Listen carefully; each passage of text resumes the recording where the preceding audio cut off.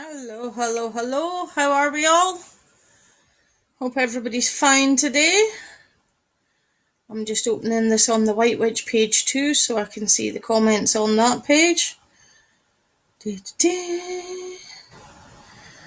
And I'll put the phone on silent.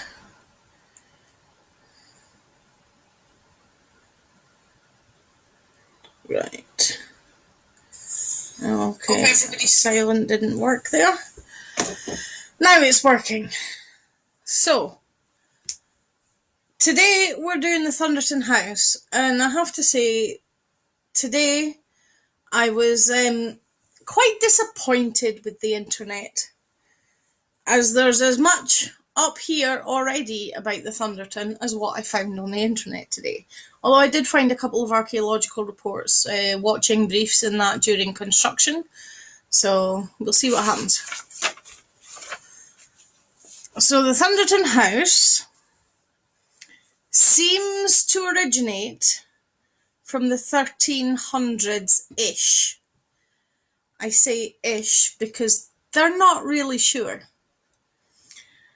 Some people, the Earls of Moray occupied it during the 1300s and the 1400s, but some records do seem to go back to the 1100s. They say it's recorded as far back as the 10 and 1100s, but they don't actually say what was recorded.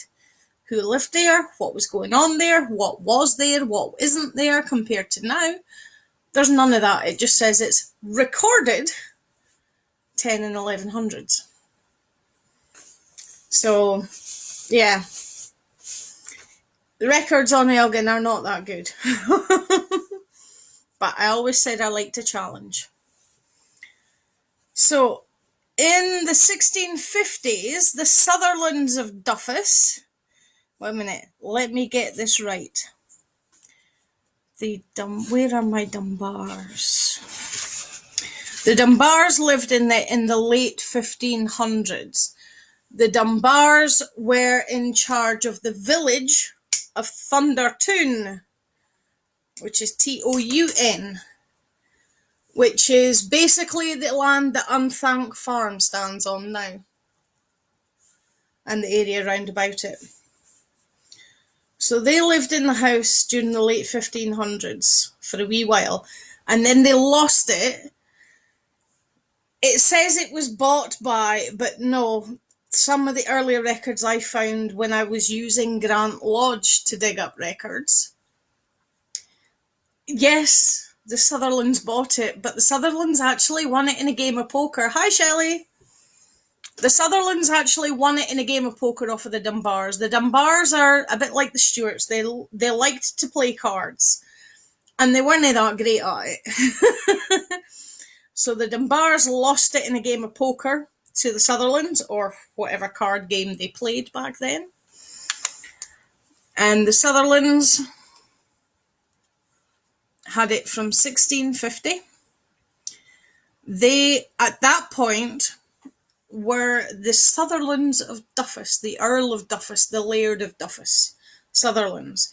If you know anything about local history now, the Dunbars are now the Lairds of Duffus again, and have been for a very, very long time. And yes, it's the same family. Although both Archibald fae Duffus and Sandy fae Pitgaveney have both passed on now, so I don't actually know which branch of the family has what one at the moment. I never really knew the kids, I only knew their parents. I know they're not kids now, but never mind. So they added and embellished to the Thunderton House. They added what they call a string course tower. You know, sometimes when you look at a big tower house, where each floor is, and where it changes from like ground to first to second, there's sometimes like a wee line that's just ornamental. That's a string course. So when you see something talking about string course architecture, there's a wee mark on the outside of the building that shows you where one floor ends and the other floor starts. Simple as that.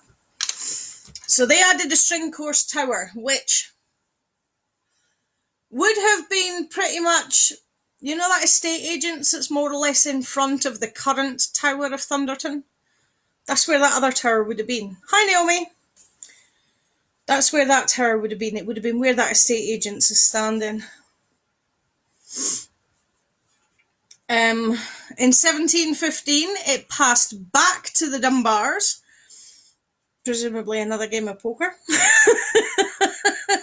I really don't know. And in 1800, it was bought by John Batchin. Batchin Street. Hey, Phoenix! So John Batchin, who Batchin Street's named after, bought the Thunderton in 1800. He rented what used to be, when it was open, the bar room was rented out for use as a chapel. It was a church.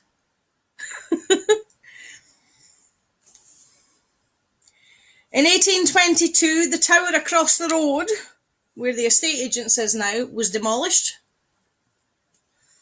This was part of a big remodelling project that Batchin wanted done, which turned the building into the L shape that it is now. So, you have the front doors on a diagonal, with that little bit coming out, with the back stairs going up the back to where the flats were. And then you've got the long bit that leads down to Asher's and the High Street eventually. So it's an L shape, but it was an L shape with a tower over the road where the estate agent is and a connecting bit. So that whole close was the centre courtyard. Some of the books I found before made it out to be an awful lot bigger. Hi Sarah, hi Adele. Yeah, some of the books I read before made it out to be an awful lot bigger. One of them, the measurements that were given in that one, stated basically that TK Maxx would be standing in the middle of the courtyard and you'd still be able to walk all the way around it. Now, I did think that was an exaggeration when I read it, but as it turns out, yes, it was a complete exaggeration. It would have been the whole close leading up to TK Maxx that was the courtyard for the Thunderton. The tower that you can see on the sketch that hangs outside the building is the tower that was demolished. The gable end that you can see in that sketch, where there's like a Y shape coming down the chimney breast, that's the tower that's still standing, but that's the other side of it that we can't see because of the other buildings like the granary and such, or whatever it's called now.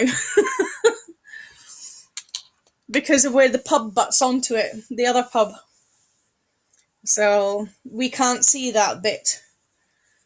But the rest of it's the tower in the sketch is the tower that was demolished. What else have we got here today? Archaeological stuff. So after the rebuild in 1650, archaeological stuff I have found, there's records on the Arkham site and the Canmore site of engravings. The one there's a copy of that used to be on the menu with the woman standing in the middle. That one is a copy of an engraving from 1660. The one that's on the sign that doesn't have the woman in it, that is an engraving from 1894.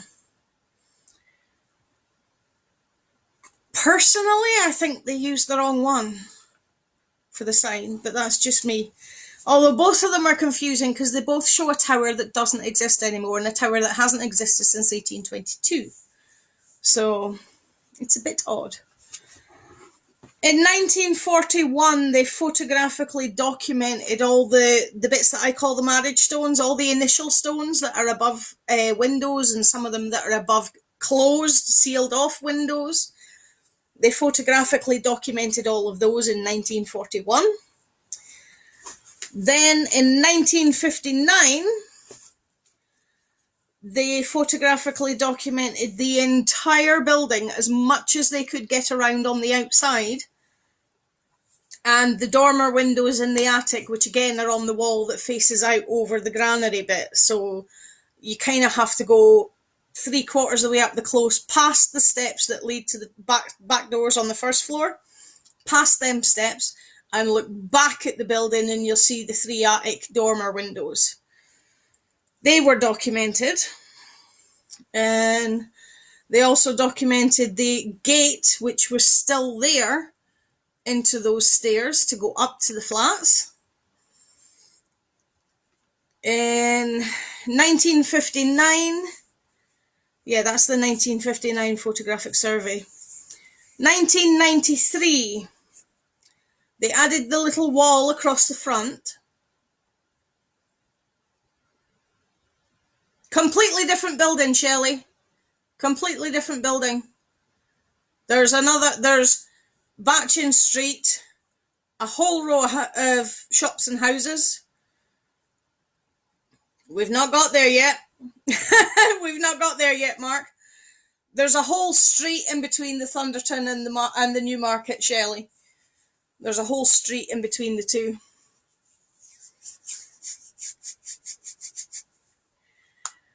I actually covered the old lady in my ghost stories one, but I'm going to tell it again because there's not very much detail that I was able to glean from the various websites today.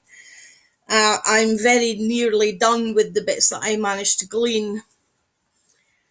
Yeah, 1993, when they put that little wall up across the front that gave you like the beer garden bit, when they dug out to do that, they had a watching brief. In other words, while they're digging the hole, there's an archaeologist looking over their shoulder to see just in case they find anything. And what they found underneath was they'd stripped all the paving slabs away to dig the hole to put the foundations in for this little wall. They found in 1800s cobbled footpath and pottery from the 1800s. They also found a drain from the 1600s. That's all we can glean from the online sites. It's a bit rubbish. Even the site that belongs to the company that I work for, that's where I got the archaeology reports, but the rest of it was a bit naff. So, ghosty wise, before we get to ghosties, one more thing.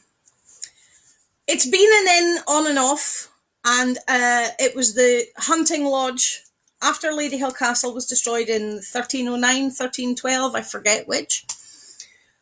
It became the Royal Palace, because we didn't have a King of Moray, of course, by that point. So any visiting royalty that were passing through the area could stay at Thunderton House. It was classed as the Royal Hunting Lodge. The land that they hunted was Spiny Ridge, because all where Bishop Mill is now was good venison country. So they used to hunt on what is now East High Street, West High Street, Back Street, and the woodies that come up the back of Tesco leading up towards here. That was the area that they hunted in. Bonnie Prince Charlie stayed there.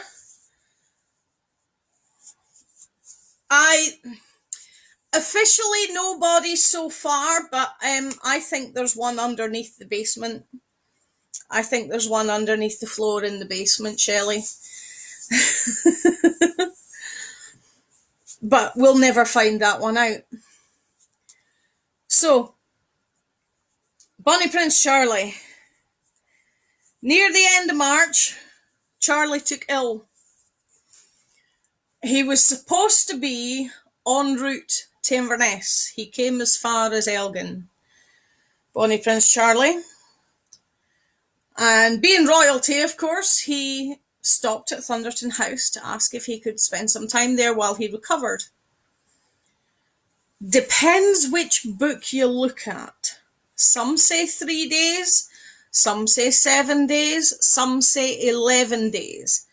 But either way, it's listed that he had a feverish cold and a mighty cough. So he probably had man flu. You never know, it could have been an early rendition of Corona, but we're not going there. So he stayed for either 3, 7 or 11 nights. The Saturday morning, the 16th of April, today, 1746, he left for Culloden. I've had a wander around there, but we weren't really given time to investigate. I've had a few wanders round in the last 6 months, Sarah, and the work that's being done is going to be really cool. One of the flats was finished when I had a look, and it was absolutely amazing. I was dead jealous.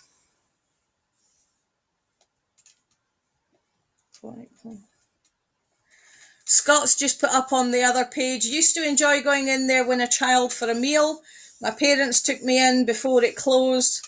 Went in with mother and felt like somebody was leaning over me from behind when I'm sat at the table. When I'm sat at the table, and ended up with goosebumps on my forearms. Yeah! Allegedly, Bonnie Prince Charlie haunts the place. But we didn't finish the story about him staying there. So when he was staying there, the lady who ran the place was Mrs. Anderson. Technically, she's Lady Arundel, to give her her proper title, but she's listed in some of the books as Mrs. Anderson. I think Bonnie Prince Charlie got a little bit more than bed and breakfast at Thunderton. Because Mrs. Anderson kept the sheets that he slept in for 25 years. And when she died, it was written in her will that she was to be buried wrapped in those sheets. I'm sorry you don't do that when you've had an important bed and breakfast customer. He got more than bed and breakfast while he was staying there. I'm pretty sure of it. Hi, Barry. Me too.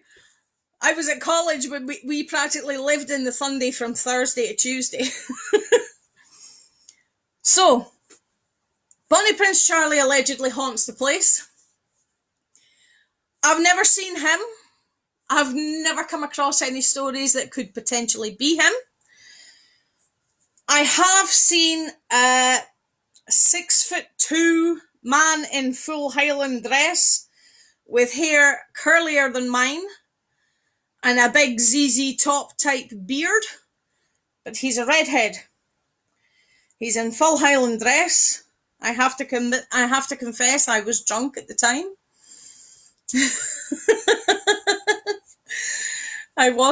No, she never had the sheets washed, Scott. That's why I say she kept them for 25 years. So she definitely gave him more than food and somewhere to sleep. I'm pretty sure of that.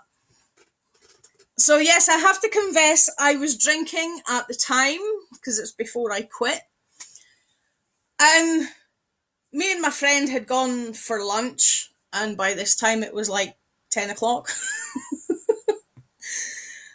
And I got up to go to the bar. And when I got up, I bumped into somebody. And I mean, really bumped into somebody. I can tell you the size of the courgette, to put it politely. I can tell you the size of the courgette he was carrying. Yes, properly bumped into him.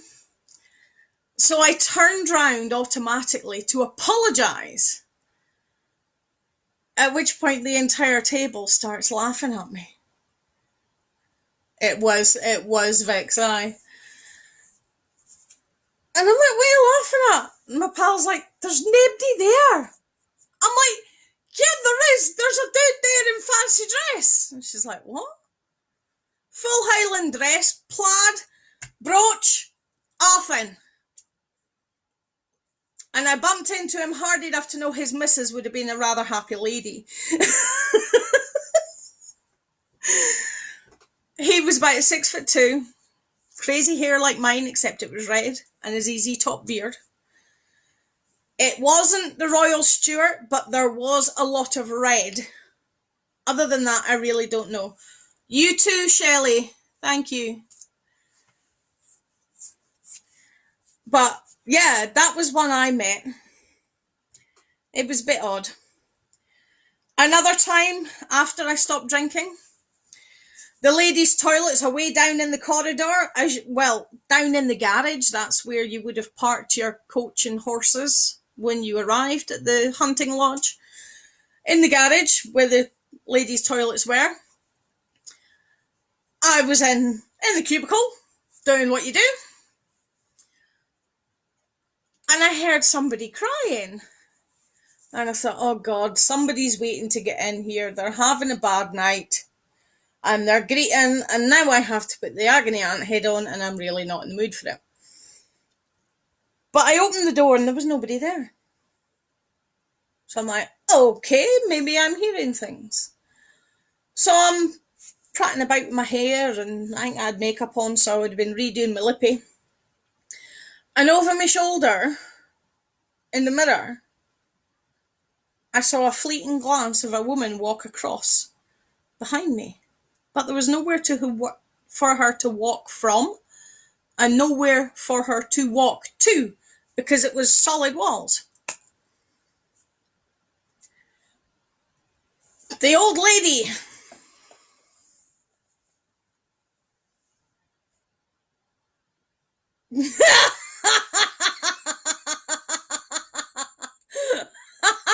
Only you, Sarah, only you. You need the focus on the White Witch page. Really need to hop over onto the Ghost Tours page and see what Sarah's just written. It's so funny. So the old lady. The version I heard was about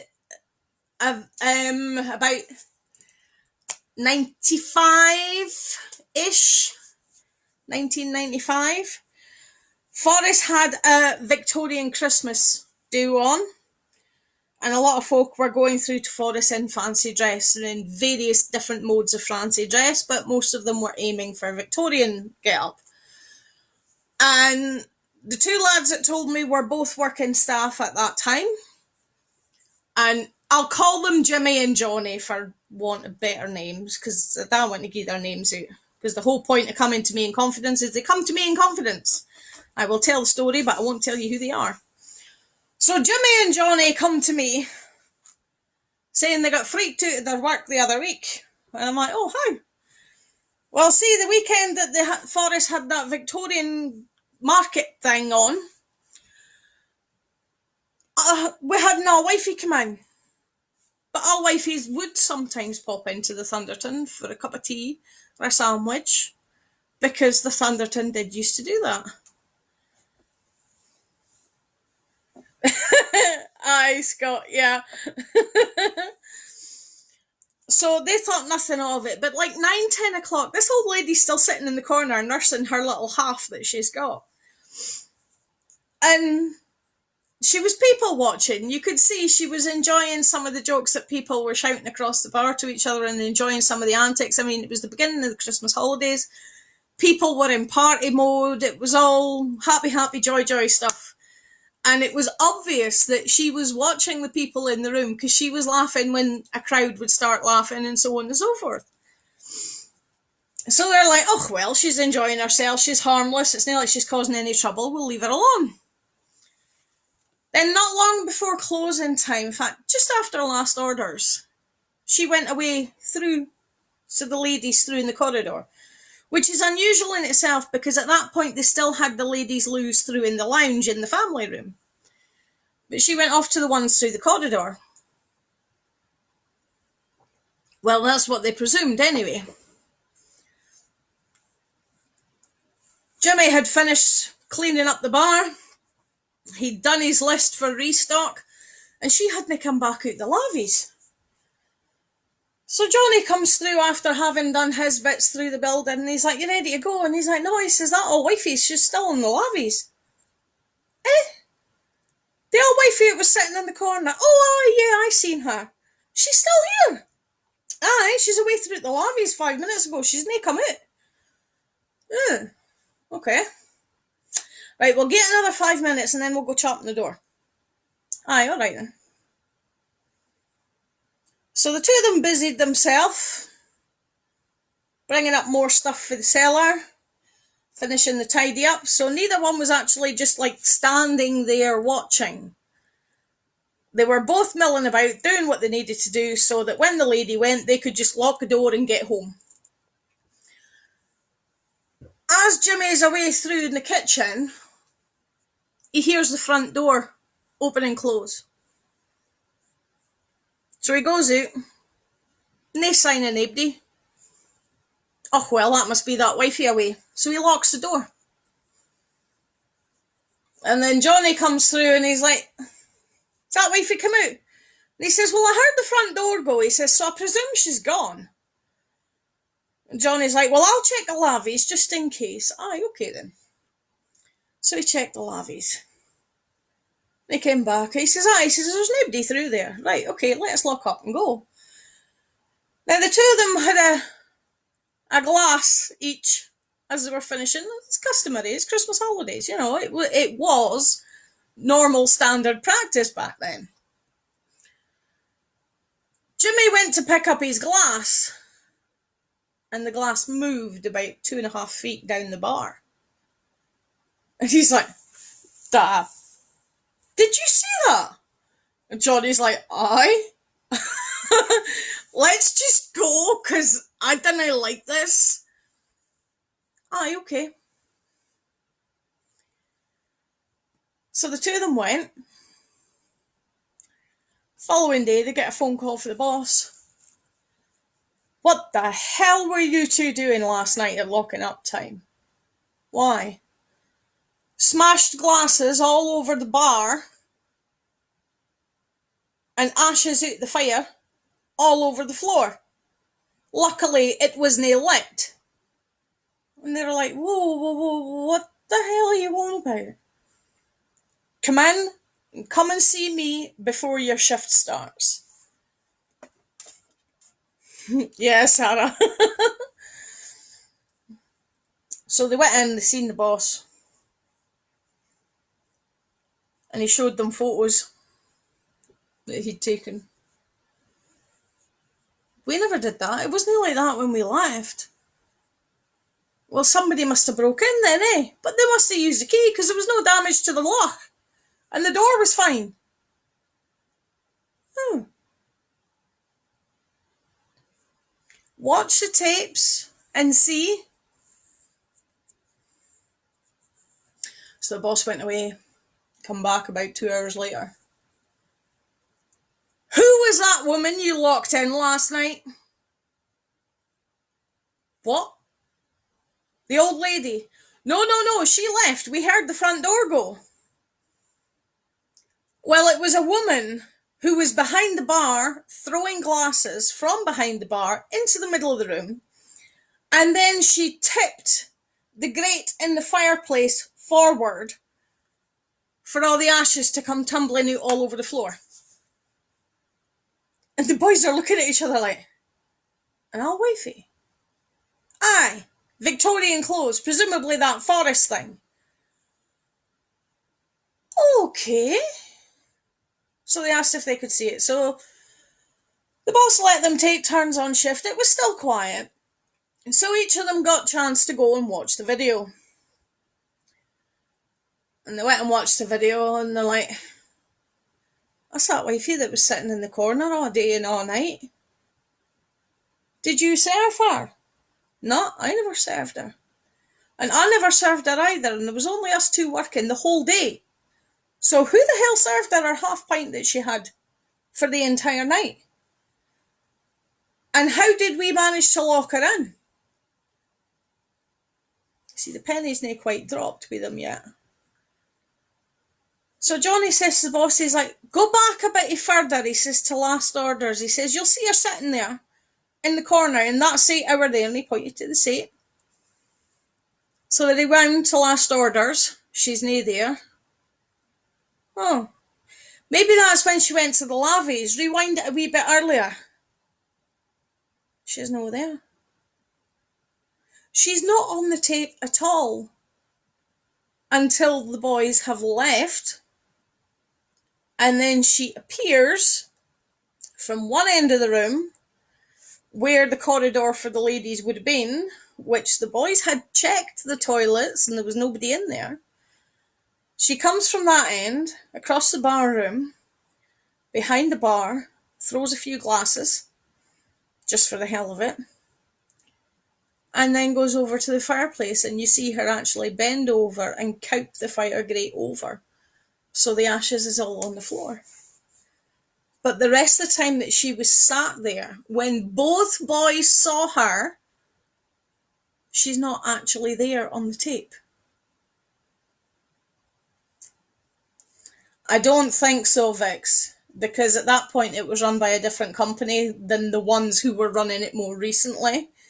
So I really don't know if any of it's online to watch. I've not come across it. This is just what the boys told me back in 95. So I've never seen anything pop up yet. So there is a wee wifey. We used to regularly, remember the way the family room was set out with the pews? Because of course that was the bit that was used as the chapel. We used to quite often be sitting there, and you're sitting, watching, and your pint or your drink on the table just randomly goes, eh? Or it might turn round.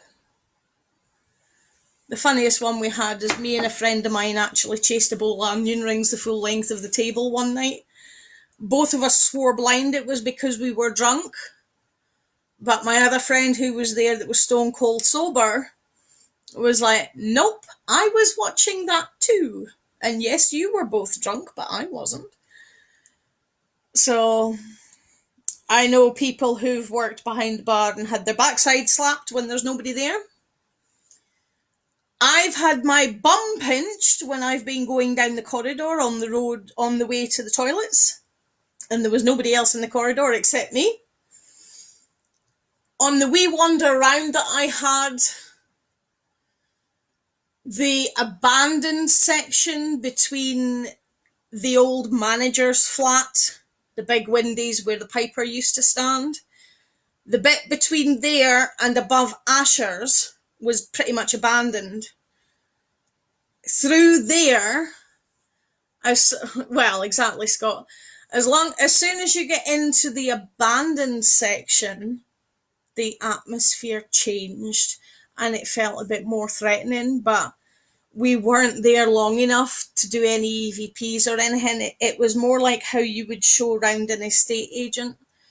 So we didn't really have time to have an investigation. So we decided to do like a mini investigation in the bar room bit, because by that time the family room had been absorbed into the main bar room. So it was just one big room by that point. So Newmarket has a lot of tales and there's still stuff up that close.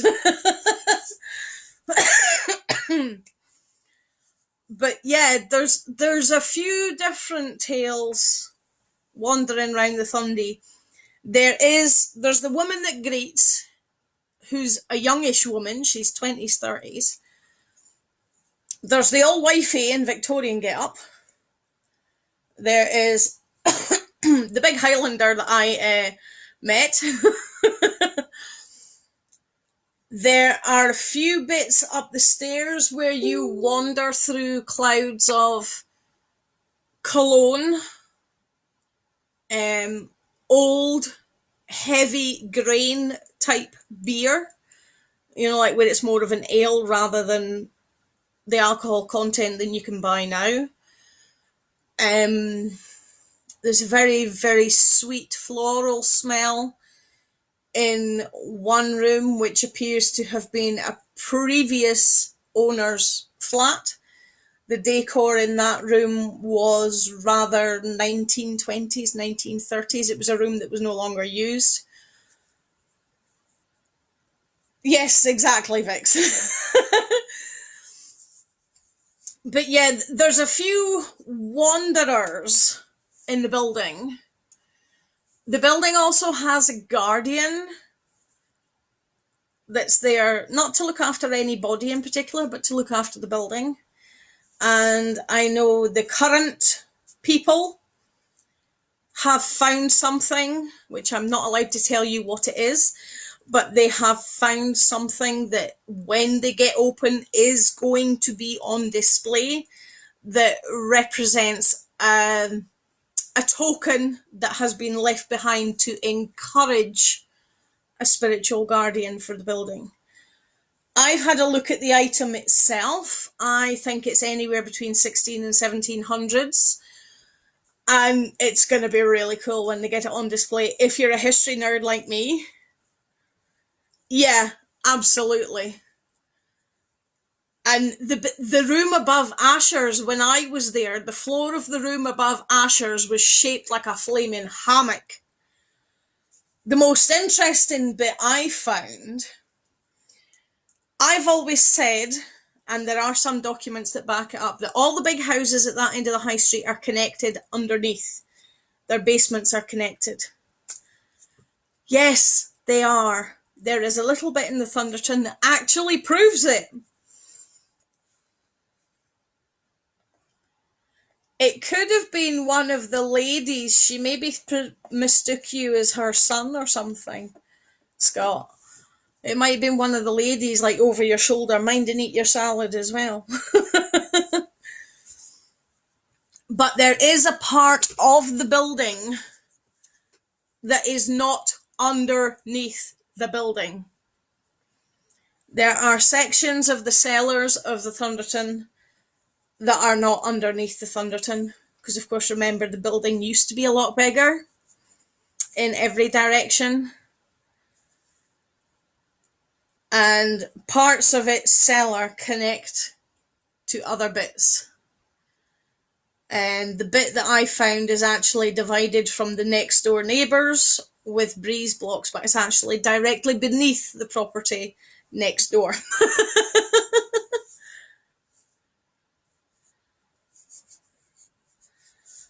Yes, underneath the drain, Sarah.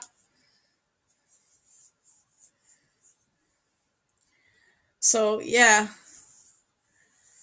A lot of the buildings up that end of the high street do have interconnecting cellars.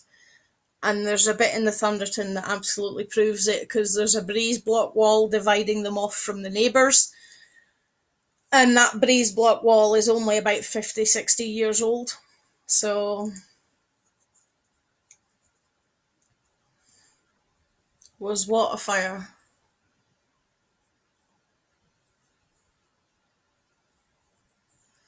I don't know if there's actually been a fire in the building. See, this is the problem with the lag.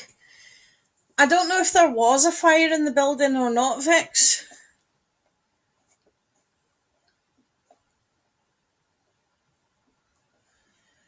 I used to work in where the Ditzy is now when it was Weather Seal. There is a lecherous, nasty man in that building upstairs. Because I actually watched him one night leaning over my colleague and trying to see down her blouse, and all she knew was she had goosebumps on one side of the body but no goosebumps on the other side. He's a lech, the one that's in that building.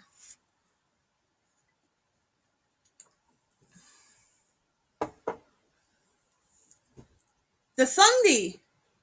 The Thundy's not damaged. It's just being fixed. The company who owned it only ever spent their money on the business. They never spent any money on the building. So the company before them had done the same. There's not been any major works done on the Thunderton. There was little bits done in 1993, and before that, the only other work done before that was in 1959. So bits of the roof need relined and reset, new tiles, fix the dampness. It's because I've got this open in both windows, Vix. I've got the Ghost Tours page here, where the camera is, and down here on my phone, I have the White Witch page. So you'll have to switch between the two pages later on, and you'll see all the other comments that you're missing. Yeah. They really are, Sarah. Yeah, the closes are fascinating. But yeah, so the roof line needed reset. When you looked up until it was taken over by Josie, there were some sections of the roof that were starting to be banana shaped because gravity, old wood, old stone, gravity takes over eventually, as for all of us. So the roofs would have needed reset. Some of the walls had big cracks in that have had to be reset.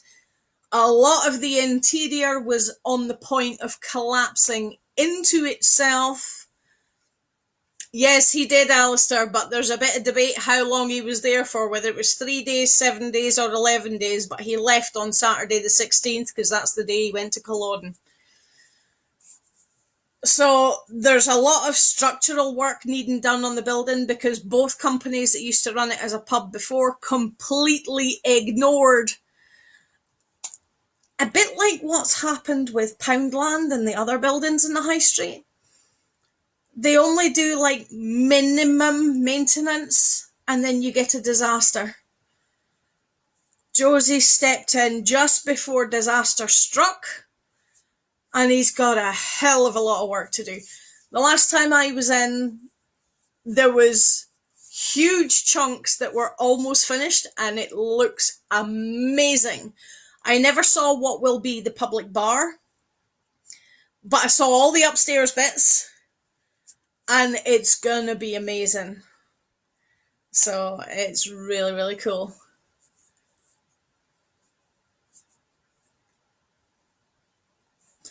Yeah. Mm-hmm. Oh, through the wee glass ceiling that used to be in those loos, Sarah. Sorry.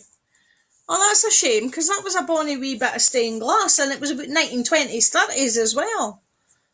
That wee bit of stained glass that was in the ladies in the family room. Mm.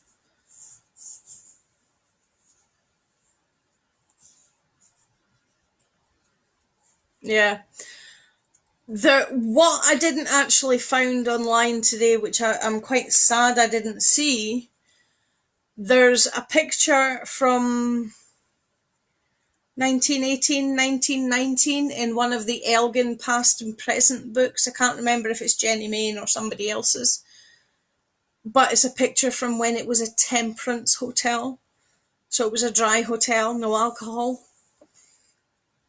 So, yeah, it's had a very checkered and colourful history. And there are several spirits throughout the building, and there's spirits in the flats upstairs as well, above it. So, as long as it's used, it's probably still going to have spirits.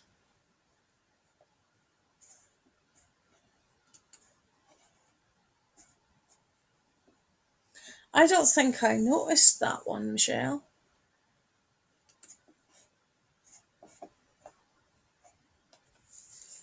Because most of the time when I was in the family room was when I was at college. I didn't really pay much attention because we were all just in there for drinking. So, but yeah, it's bigger than it was. There's spirits throughout the building. Yeah, I can imagine. I couldn't get over the one above Asher's when we went. I'm no kidding. It was literally, I can't even get my hand in that position. It was literally a hammock. It was like that. The only bits of the floor that were in the place they should have been, where the corbel holes in the walls are, was the very, very edge. And the wifey says, "Oh, you can go in there, but just stay close to the walls." And I'm like, no, nobody's going in there. So I'm actually really glad Josie's got it, and I hope he's continued with the work the way that I had seen what he had completed last year or the year before. I hope it continues in the same way, because the bits that were nearly finished were amazing.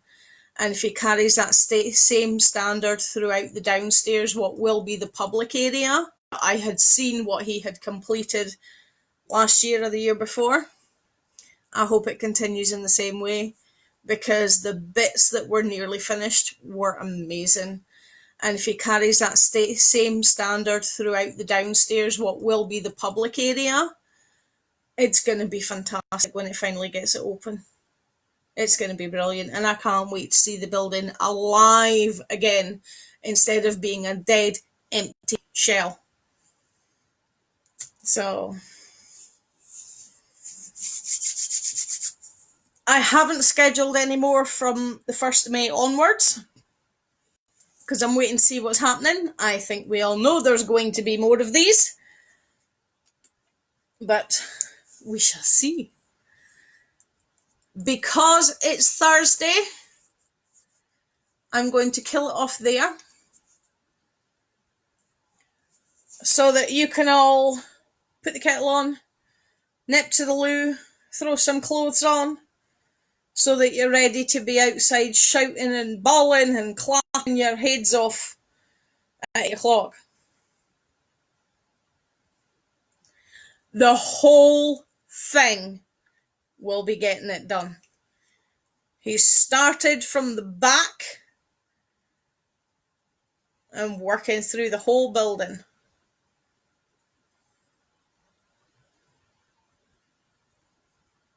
Everything that's inside those walls, even the loft. You know, when you look at the highest point of the building, the highest point of that central tower, even the loft,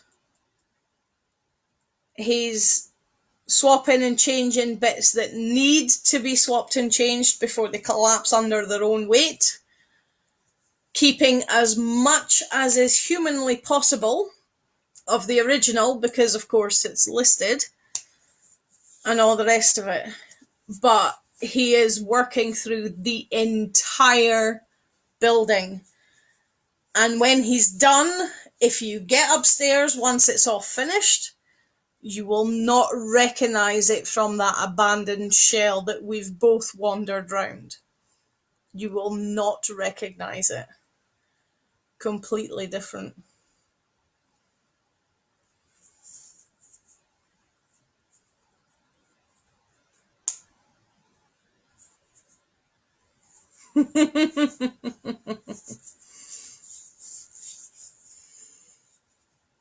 But see, I think Charlie was a bit of a bit of a French poser rather than anything else. But hey ho, that's a debate for everybody.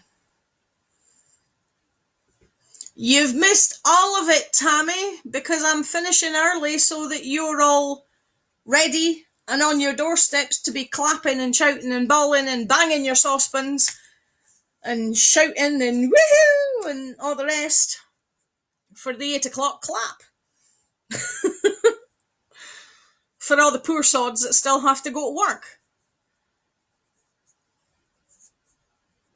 Yeah. He got it, from what I've seen, he got it just in the nick of time. Because lots of it that I saw last year was on the point of collapsing under its own weight. So he got it just in the nick of time before disaster struck. Which is probably why it's taking so long to get it finished.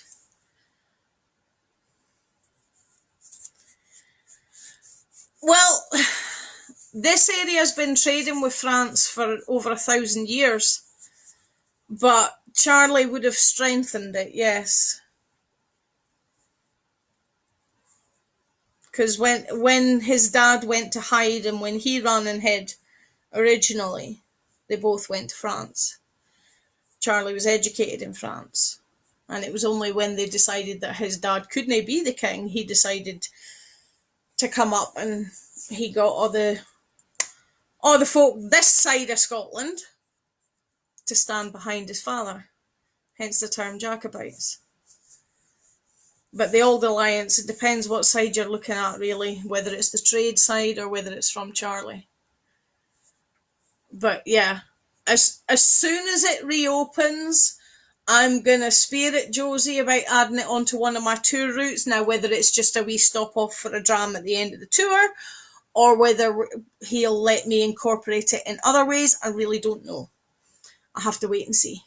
But all of that can't happen until the work's finished and it's open anyway. So, right, it's 7:52.